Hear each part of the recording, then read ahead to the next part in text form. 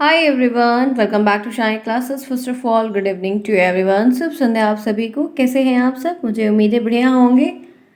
आइए शुरुआत करते हैं अपनी इस क्लास की। इस समय आप जुड़े हैं शाइन क्लास साथ। कैसी है आप सबकी पढ़ाई? आप लोग का कुछ सब्जेक्ट तैयार हुआ? हिंदी तो बढ़िया ही होगा, इस बार तैयार ही होगा। हिंदी में कुछ खास नहीं है और बढ़िया है, सारी चीज़ें हैं, पढ़ रहे हैं, देख रहे हैं, कर रहे हैं। मुझे भी आपके रिज़ल्ट का बखूबी इंतज़ार है कि इंतज़ार रहेगा, बढ़िया रहेगा कि आपका रिज़ल्ट आए, पता चले कि एक्चुअल में क्या किया है आप लोगों ने। हाँ में तो आप लोग बहुत मिलाते हैं, लेकिन एक्चुअल कितना कर क्या है ये भी थोड़ा मुझे देखना है। आई होप बढ़िया होगा। आशा तो यही करती हूँ कि सब कुछ अच्छा जाए, सबका बढ़िया हो, सभी सेमेस्टर्स अच्छे जाएँ, पास हो जाओ, मेहनत कर रहे हो। चलिए शुरुआत करते हैं आज की क्लास की। आज का जो एक टॉपिक है ये है आपका चैप्टर नेक्स्ट। ठीक है, मैंने शायद 2 चैप्टर आपको करवाए हैं, तीसरा मैं आपको ये करवा रही हूँ जहाँ पे ये मराठाओं का जो उदय है, मराठाओं की जो बात है, उसमें से एक टॉपिक है शिवाजी मराठा महाराज। इनके बारे में मराठा सबसे ज़्यादा बातें बन हैं और काफ़ी फेमस भी इतिहास में। हम इनके बारे में बहुत कुछ पढ़ते भी हैं, बहुत सारे सीरियल्स वगैरह भी छोटे छोटे आए थे, कॉमेडी टाइप के, मतलब कार्टून टाइप के, तो वो भी हमने काफ़ी कुछ देखा हुआ है शिवाजी महाराज के बारे में। तो उन्हीं के बारे में हमको यहाँ पर डिस्कस करना है, जानना है। लेट्स होप, देखते हैं कि बढ़िया रहेगा। कैसे प्रश्न आएंगे वो तो हम प्रश्न के दौरान ही हर चीज़ को देखेंगे। फिलहाल यहाँ पे आज हम थ्योरेटिकल फॉर्म में इनके जो जीवन परिचय हैं वो सब कुछ जानेंगे, कैसे प्रश्न बनेगा उसका एक एजम्पशन लेंगे। चलिए शुरुआत करते हैं फिर आज की इस क्लास की। आप जुड़े शाइन क्लास साथ, लाइक शेयर सब्सक्राइब बिल्कुल ना भूलें। कोई प्रॉब्लम होती है तो कमेंट बॉक्स में पूछिए। अगर आप पहली बार हैं, फिलहाल पहली बार तो नहीं आए होंगे, आई होप सो कि आप लोग आ चुके हैं, देख चुके हैं। अगर क्लास पसंद आती है तो टिल एंड तक देखिए, समझ में आता है, डाउट होता है तो पूछिए। क्रॉस चीज़ें होंगी तो ज़्यादा अच्छा रहेगा कि हम पूछेंगे, जानेंगे, बहुत कुछ देखेंगे। आइए देखते हैं क्या है यहाँ पर। शिवाजी महाराज का जीवन परिचय। शिवाजी महाराज का जीवन परिचय। तो पहले मैं तो ये टॉपिक पे स्टार्ट करने चल रही हूँ, तो इससे पहले मैंने सोचा कि आप लोगों को क्यों ना शिवाजी महाराज से नकली में ही मिला दिया जाए। तो ये है शिवाजी महाराज। देखिए कितने डैशिंग है ना, हाउ ही लुक। अच्छी एक इमेज है, देख रहे हैं, यही है शिवाजी महाराज। जिन्होंने नहीं देखा है ज़रूर से देख लें, ये है शिवाजी महाराज। ठीक है, हमें इन्हीं के इर्द गिर्द आज की इस क्लास में डिस्कस करना है, इनके बारे में जानना है। इनकी माता का नाम, पिता का नाम, इनका नाम, बहुत सारी चीज़ें हैं जो इनके बेसिक जो छोटी छोटी चीज़ें हैं, जो जीवन परिचय में एकदम मान्यूट चीज़ें होती हैं, वो हमें प्रश्न लेकर आती हैं, तो हम इन्हें फुली डिस्कस करेंगे। आइए जानते हैं, शुरुआत करते हैं। ये है शिवाजी महाराज। इनके जीवन परिचय में सबसे पहले बात आती है इनका पूरा नाम। अगर हम पूरे नाम की बात करते हैं तो शिवाजी राजा भोसले, राजे भोसले, राजा भोसले दोनों देखने को मिलता है। शिवाजी राजे भोसले, भोसले ध्यान रखना, इनका पूरा नाम शिवाजी राजे भोसले है। आगे बढ़ते हैं, उपनाम की अगर हम बात करते हैं तो छत्रपति शिवाजी, छत्रपति शिवाजी और शिवाजी महाराज, इस नाम से इनको उपनाम दिया गया था, पुकारा भी जाता था। बहुत चर्चित चीज़ें भी इनके बारे में इतिहास में देखने को, बहुत सारी किताबों में काफ़ी कुछ इनके बारे में मिला हुआ है। आगे चलते हैं इसी के साथ। अगर बात करते हैं उस जगह शासकीय नाम की, तो छत्रपति शिवाजी महाराज जो एक शासक के तौर पर नाम विख्यात हुआ था, प्रसिद्ध हुआ था, वो था छत्रपति शिवाजी महाराज जी का नाम। आगे चलिए, व्यवसाय की बात करते हैं तो एक शासक और राजा रहे हैं ये। ठीक है, मराठाओं का उदय हुआ तो इनका ही प्रादुर्भाव बहुत ज़्यादा विख्यात रूप में था, विशाल रूप में था। शासनकाल की अगर हम बात करते हैं तो 1674 से लेकर 1680 के ईस्वी का जो दौरान, जो काल का समय रहा है, वो इनका था, मराठाओं का था, कह सकते हैं कि स्पेशली शिवाजी महाराज जी का था। अगर इसके आगे चलते हैं, बात करते हैं शासन अवधि की, तो 38 वर्ष। 38 वर्ष कम नहीं होते लेकिन बहुत ज़्यादा भी नहीं है। 38 वर्ष इनका एक शासन का अवधि रहा, शासन का पीरियड रहा, जब ये राजपाट को देखे, संभाले, जनता को चलाए, जनता के नेतृत्व में काम किया, सुना प्रजा को, जनता को सामने आमने सामने रूबरू हुए और उनके बारे में जाना, उनकी दिक्कतें देखी, बढ़ोतरी का भी कार्य किया, राज्य का विस्तार भी बहुत ज़्यादा किया। हर एक राजा जब कभी उत्तरदायित्व को सौंपता है तो वो बहुत सारी चीज़ों को सोचता है कि मैं रिस्पॉन्सिबल हूँ तो मुझे क्या क्या करना पड़ेगा। बहुत संघर्ष इन्होंने भी किया है, बहुत सारी दिक्कतों को भी देखा है, कई बहुत जगह विजय भी इनकी प्राप्त हुई है, बहुत सारी लड़ाइयाँ भी इन्होंने लड़ी हैं। तो वो जो शासन काल था वो 38 वर्ष तक रहा, जहाँ पर इतने टाइम ड्यूरेशन के पीछे इन्होंने बहुत सारी चीज़ों को किया है। बात करते हैं व्यक्तिगत जीवन की। जन्म तिथि, इनका जो जन्म है वो 19 फरवरी 1630, 19 फरवरी 1630। ध्यान रखिएगा, डेट हमेशा महत्वपूर्ण रहती है, चाहे वो इनकी रहे तो और हमारा बर्थडे रहे तो, दोनों हमें नहीं भूलना है। जन्म स्थान की अगर हम बात करते हैं तो शिवनेरी दुर्ग, महाराष्ट्र, भारत। ठीक है, कहाँ पर है? शिवनेरी दुर्ग, महाराष्ट्र जिले में, वहाँ पर एक स्थान है शिवनेरी दुर्ग के नाम से, जो कि भारत में ही है, आप जान ही रहे हो। तो वहाँ पर इनका ये जन्म स्थल था जहाँ पर इनका जन्म हुआ था। आगे बढ़ते हैं, इसी के साथ चलते हैं। मृत्यु की अगर बात करते हैं, इनकी मृत्यु तिथि क्या है, डेट, इनकी डेथ डेट क्या है, तो 3 अप्रैल 1680 ईस्वी। क्या है? 3 अप्रैल। ध्यान रखिएगा। आगे चलते हैं। अब आएगा, आता है, अक्सर मेनली बनता है, इसी तरीके से बना है, सो एक आइडिया है कि हम इस तरह प्रश्न देखेंगे। मृतस्थल की बात करते हैं तो मृतस्थल जो है वो इनका रायगढ़, मराठा साम्राज्य के वर्तमान महाराष्ट्र में ही है। तो वहाँ पर इनकी जो है मृत्यु हुई थी। मृत्यु का जो स्थल था, समाधि स्थल की बात करते हैं तो रायगढ़ का किला, रायगढ़ मराठा साम्राज्य, तो ये रायगढ़ का एक किला था।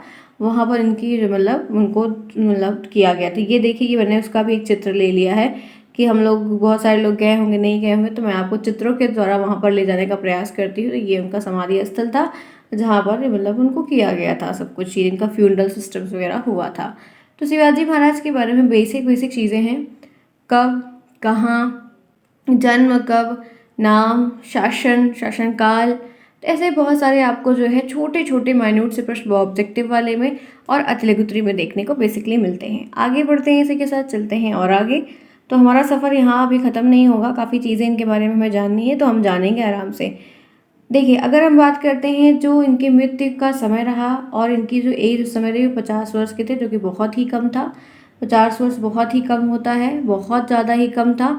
और गुरु की अगर हम बात करते हैं तो समर्थ रामदास जी इनके गुरु थे। इनके जो गुरु थे जिन्होंने इनको हर चीज़ सिखाई, हर चीज़ बताया, संघर्ष, लड़ाई, कैसे परिस्थितियों का सामना करना है, सोचना कैसे है, निर्णय कैसे लेना है, चुनाव किस चीज़ का करना है, और अपने से बड़ों का आदर सम्मान, जितनी भी चीज़ें, एक राजा होने के नाते भी अपने माता पिता का सम्मान, गुरुजनों का सम्मान, बड़े सरदारों का सम्मान, दूसरे सरदारों से, राजपाट से कैसे एक मैत्री संबंध को बनाना है, कैसे विस्तार करना है, तो वो बहुत सारी चीज़ें ये अपने गुरुओं से सीखते हैं और हम भी सीखते हैं, हमें भी पता चलता है। वैसे इनके भी गुरु थे। वंश की अगर बात करते हैं तो ये भोसले वंश थे।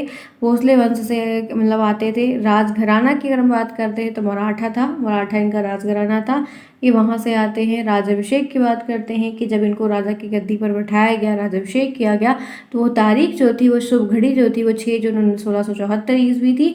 और ये काफ़ी अच्छे विख्यात भी रहे हैं।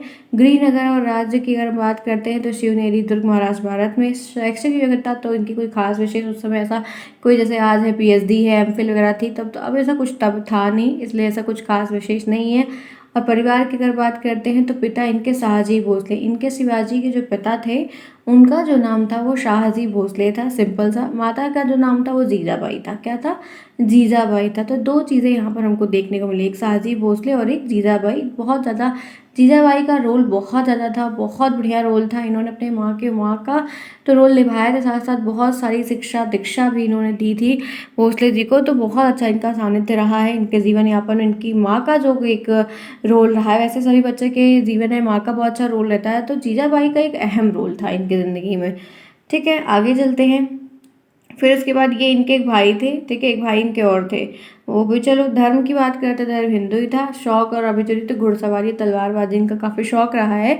अक्सर ये घुड़सवारी बहुत क्या करते थे, तलवारबाजी में भी काफ़ी ज़्यादा अच्छे थे, तो अच्छी तलवारबाजी ये करते थे। ठीक है, प्रेम संबंध की अगर कुछ बातें कर लेते हैं तो वैवाहिक स्थिति, ये विवाहित थे, जी हाँ, इन्होंने शादी की थी। पत्नी का नाम साईबाई निलंबकार था। निलंबकार 1640 से लेके 1659 तक का ड्यूरेशन रहा है। ये इनकी पत्नी है, देख लीजिए, बहुत ही खूबसूरत है उस समय के लिए, फ़िलहाल के लिए। तो विवाहित थे ये, अपना जीवन यहाँ पर इनका सब कुछ था। तो इतनी बातें जितनी भी मैंने ये बताई ना, इस इतनी भी अभी तक मैंने बातें आपसे यहाँ पर अभी तक चर्चा किया, इस दौरान मैंने आपको क्या बताया, वो चीज़ें बताई जो आप शॉर्ट टर्म में रिवीजन कर सकते हैं।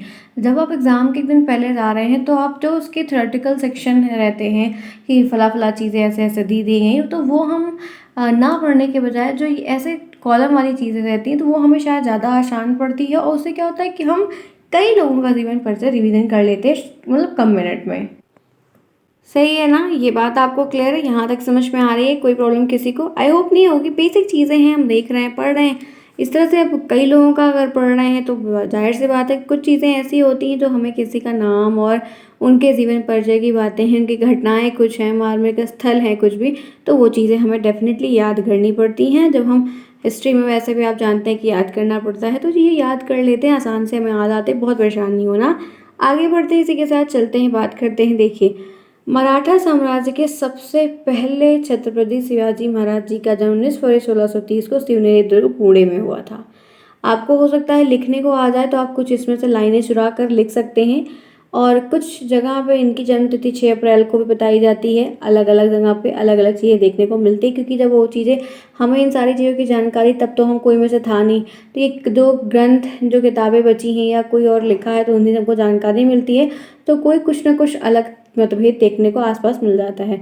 कैलेंडर के अनुसार अगर देखते हैं तो 4 मार्च को मानी जाती है, तो एक मतभेद है, लेकिन 19 फरवरी 1630 की जो तारीख है वो मेनली सभी जगह है, तो ज़्यादा समर्थन जिसके होते हैं हम भी उन्हीं का सपोर्ट करते हैं। इनके पिताजी का नाम था शाहजी भोसले और माताजी का नाम जो था जीजाबाई था। जिस समय शिवाजी का जन्म हुआ था, जिस टाइम ड्यूरेशन पे शिवाजी का जन्म हुआ था, उस समय भारत की गद्दी यानी कि दिल्ली पर शाहजहां का शासन चल रहा था।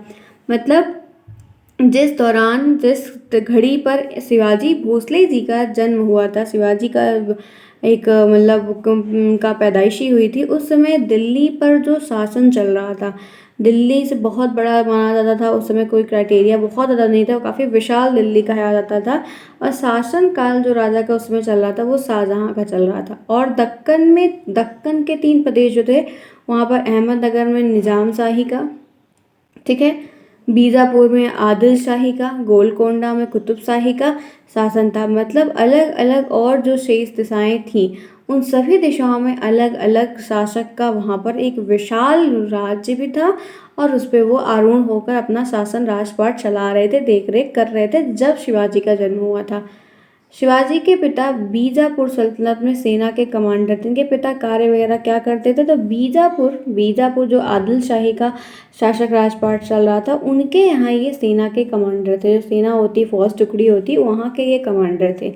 इसीलिए शिवाजी का बचपन अपनी माता के साथ गया, क्योंकि ये दूर रहते थे, जिसकी वजह से इनको काम के लिए जाना पड़ता था, और इनका फिर जीवन यापन माँ का ही नेतृत्व इनके ऊपर ज़्यादा रहा है, क्योंकि जो रहता है घर में फिर हमारे ऊपर उसकी छाप ज़्यादा पड़ती है।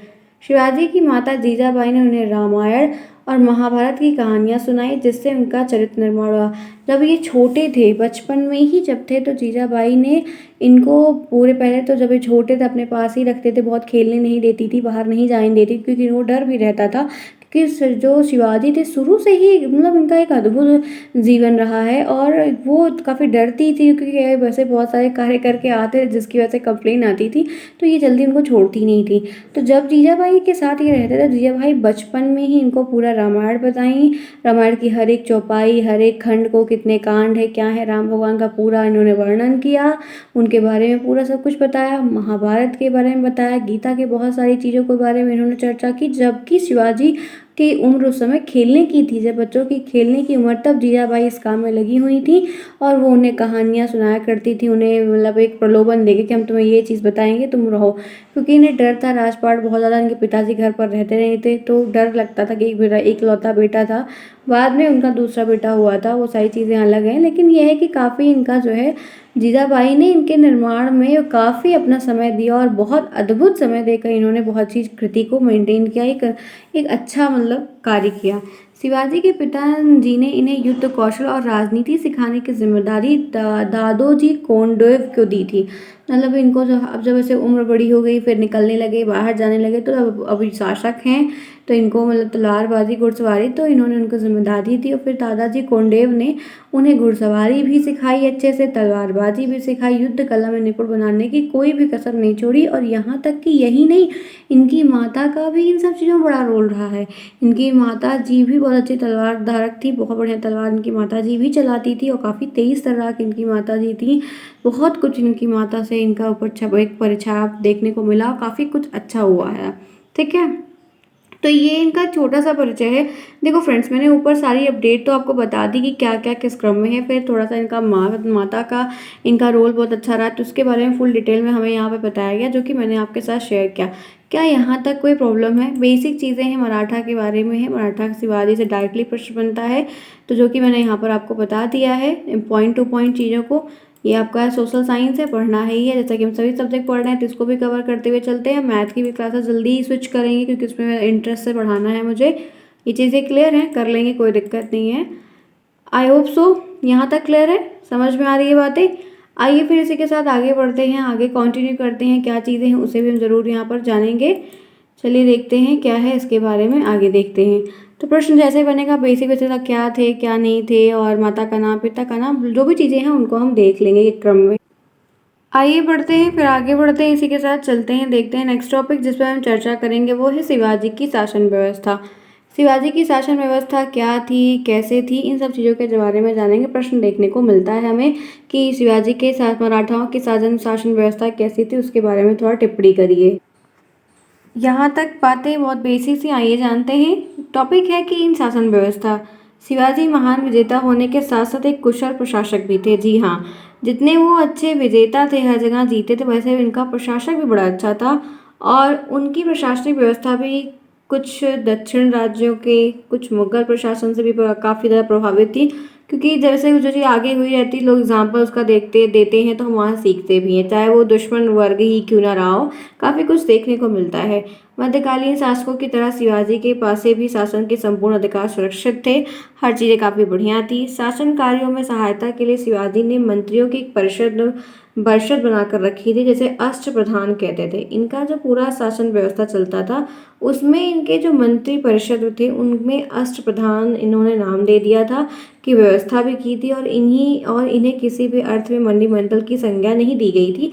ये परिषद पूरा गठित किए थे, जिसमें मंत्री सचिव के रूप में कार्य करते थे। वह प्रत्यक्ष रूप से कोई ना कोई निर्णय ले सकते थे, और ना ही नीति निर्धारित करते, मतलब कोई डायरेक्टली, ये सारे लोग बस एक रणनीति प्लानिंग करते थे। अष्टप्रधान डायरेक्ट कोई ऐसा ये नहीं था कि इतना पूरा हक दे दिया गया है कि निर्णय लेके कार्य कर सके, और उनकी भूमिका मात्र परामर्शकारी होती थी। ठीक है, जो हमें परामर्श देते हैं, दिशा निर्देश देते हैं, बताते हैं, किंतु मंत्रियों से परामर्श शिवाजी बाध्य नहीं थे। लेकिन ये भी था कि इनका जो परामर्श है या सुझाव है, वो ज़रूरी नहीं कि शिवाजी को उसको मानना ही निश्चित हो।